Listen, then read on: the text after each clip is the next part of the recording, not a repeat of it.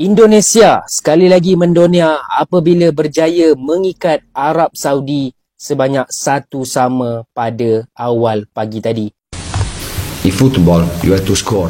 Our striker don't score. This is the problem. How many chances we had in the second half today? 3 or 4 clearish chances. Cleary, penalty. It's the third time in a row that we're missing a penalty. We had other 3 chances where we had to score.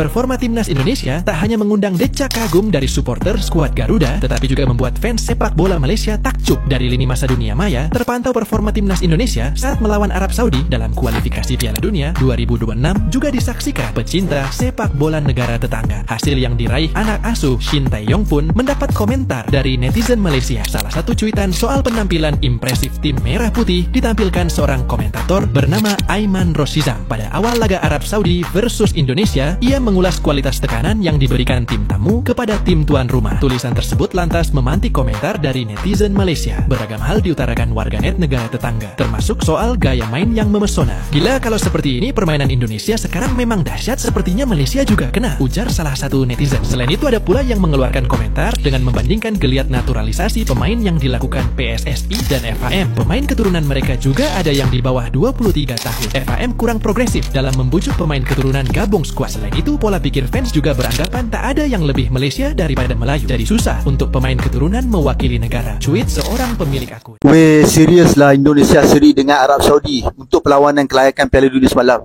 Ini bukan pasukan bawah 23 tahun atau bawah 15 tahun. Tapi ini pasukan kebangsaan.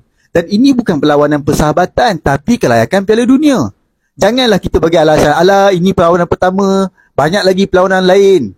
Masalahnya ini kelayakan Piala Dunia dan dia lawan dengan Arab Saudi, antara pasukan terkuat Asia. Dan percayalah cakap aku, Arab Saudi pun mesti sebelum perlawanan mereka rasa dapat kalahkan Indonesia dengan mudah dan dapat 3 poin daripada Indonesia. Nah, apa yang jadi? Arab Saudi kena kongsi 1 poin dengan Indonesia. Dan saya yakinlah semua pasukan yang dalam grup C dengan Indonesia ni, mesti diorang ni sebelum ni tengok Indonesia sebagai lubuk poin. Dan diorang semua pun tak ambil kisah pasal Indonesia kan. Tapi semalam Indonesia dah bagi amaran keras bahawa kemungkinan besar pasukan mereka lah yang akan jadi lubuk 3 poin Indonesia. Ni kawan-kawan Indonesia, boleh tak korang kongsikan apa yang korang buat sampai pasukan korang meningkat macam ni? Kongsi pada kami. Dan kepada rakyat Malaysia, jadikan keputusan luar biasa Indonesia semalam sebagai teguran untuk menjentik hati kita untuk pergi ke stadium pada hari Ahad nanti untuk menonton perlawanan akhir Malaysia lawan Lubnan. Tak kisahlah walaupun itu hanyalah Piala Merdeka, tapi tetaplah ianya perlawanan akhir dan kita lawan negara Arab yang kuat. Dan tak silap saya, ada poin FIFA. Kalau menang, ranking naik mendadak. Kalau kalah, turun mendadak. Jadi ini adalah perlawanan penting. Bahkan kita kena teruskan momentum Indonesia sekat Arab Saudi itu supaya mereka tahu negara Asia Tenggara bukan lagi cikai, bukan lagi tempat yang mereka boleh makan. Pergilah ke stadium pada hari Ahad nanti dan bersoraklah sampai Malaysia membenam Lubnan. Ayo guys, repost video ni. Media Malaysia puji timnas Indonesia setelah imbangi Arab Saudi. Keberhasilan Indonesia meraih poin di kandang Arab Saudi setelah menahan imbang Arab Saudi 1-1 mendapat reaksi dari media Malaysia Astro Arena. Ya, media asal Malaysia ini memuji timnas Indonesia yang dinilai tampil sangat baik.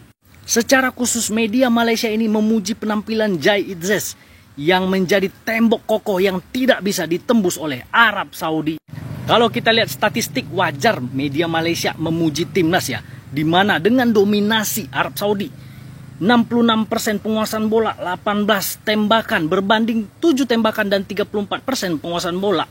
Ya, Indonesia tetap bisa menjaga gawangnya untuk tidak kebobolan lebih dari 1. Dan media Malaysia juga memuji kualitas pemain naturalisasi Indonesia dan membandingkan dengan Federasi Malaysia yang belum bisa menaturalisasi pemain sekelas Indonesia. Ya, khusus untuk Martin Pais, media Malaysia lain juga banyak yang mengulas tentang ini ya. Dan mereka mengaku takjub dengan timnas Indonesia. Mudah-mudahan ini menjadi awal yang baik untuk tanggal 10 kita melawan Australia di Gelora Bung Karno. Semoga tetap Jaya Garudaku menang di tanggal 10. Salam Di Matteo. Siapa sangka seawal minit 19 Indonesia yang terlebih dahulu menjaringkan gol menerusi satu gol deflection. Tapi sebelum separuh masa pertama tamat, Arab Saudi sempat menyamakan kedudukan. Yang ini pun gol deflection juga.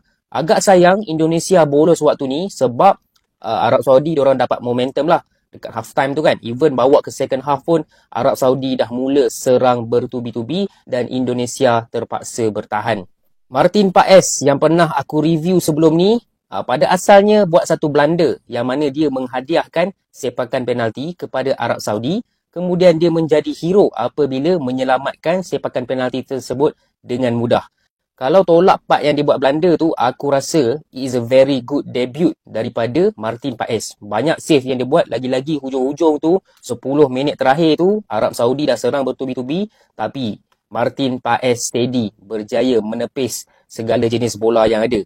Come on lah, dia dah pernah tepis bola Messi kot. Setakat player-player Arab ni, tak ada hal lah kan. In the end, perlawanan tamat 1-1. Saudi Arabia lebih pegang game, possession diorang pegang, shots pun diorang buat lebih banyak, 18 shot, compare dengan Indonesia ada 7. Tapi apa guna pegang game kalau tak dapat skor gol, betul tak? Maka ini adalah satu kelebihan yang sangat-sangat besar buat Indonesia, kerana mereka dapat satu point dekat tempat lawan, dekat tempat Arab lah tu. Selepas ini, Indonesia akan berlawan dengan Australia dekat tempat diorang. Korang komen dekat bawah siapa yang akan menang. Macam biasa, yang belum follow lagi akaun ni, bila nak follow? 네, 오늘 경기 어에 와서 사우디랑 힘든 경기 했다고 생각합니다.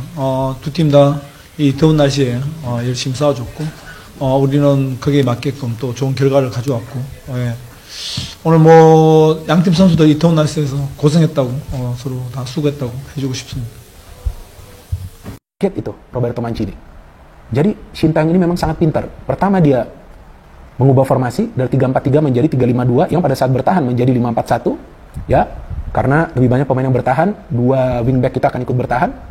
Dan yang kedua, dia meminta para pemain dari menit 0 tekan tuh para pemain Arab Saudi buat mereka panik, kocar-kacir mereka di atas lapangan. Ya itu faktanya. Bingung mereka mau lakukan apa. Mereka mau ngepres, para pemain kita bisa counter press. Mereka mau adu speed, para pemain kita jauh lebih cepat pergerakannya. Mereka mau bermain dengan garis pertahanan tinggi, para pemain kita berkali-kali membangun kombinasi serangan. Kombinasi serangan artinya switching play dengan kombinasi umpan-umpan pendek. Bisa membuka pertahanan dari Arab Saudi.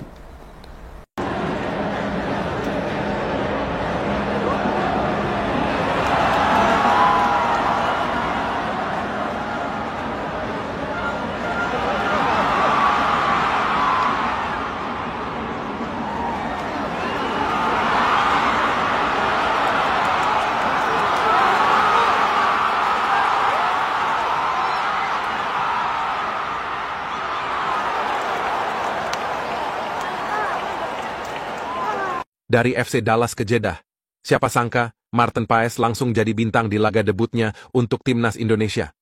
Ini bukan debut biasa, ini debut level dewa. Martin Paes, kiper blasteran Indonesia Belanda ini, langsung mencuri perhatian dunia ketika ia tampil gemilang di kualifikasi Piala Dunia 2026 melawan Arab Saudi. Di menit-menit penuh tekanan, Arab Saudi dapat penalti setelah Paes dianggap melanggar Albrikan. Tapi, bukannya panik, Paes malah kayak santai-santai aja. Dan benar, tendangan Kapten Arab, Salem Al-Dawsari, ditepis dengan gemilang. Bukan cuma itu, dia juga menggagalkan beberapa peluang emas dari pemain top Arab. Mulai dari tembakan jarak jauh Mohamed Kano, hingga duel 1 lawan 1 lagi-lagi dengan Albrikan. Di usianya yang 26 tahun, Paes nggak cuma bikin fans Indonesia heboh, tapi juga menorehkan sejarah.